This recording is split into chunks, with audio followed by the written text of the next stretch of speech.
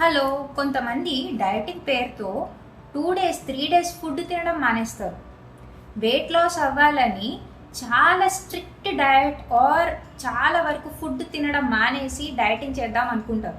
కానీ మీకు తెలుసా, చాలాసేపు ఫుడ్ తీసుకోకపోతే కూడా మీరు వెయిట్ గెయిన్ అవుతారు, లావ్ అవుతారు. ఎస్, వెయిట్ లాస్ కాదు, వెయిట్ గెయిన్ అవుతారు. ఎందుకంటే మీరు ఎప్పుడైతే ఫుడ్ తీసుకోరో అప్పుడు మీ బాడీ మీ మెటబాలిజంని తగ్గిస్తుంది, ఎనర్జీని స్టోర్ చేస్తుంది.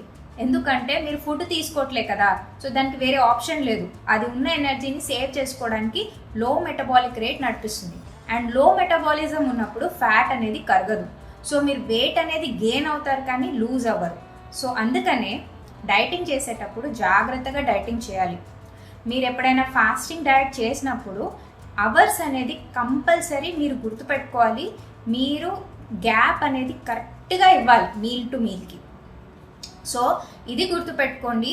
అండ్ మీరు డైటింగ్ చేసేటప్పుడు ఆర్ ఫాస్టింగ్ చేసేటప్పుడు మీ బాడీ ఎలా రియాక్ట్ అవుతుందో కూడా చూసుకోండి.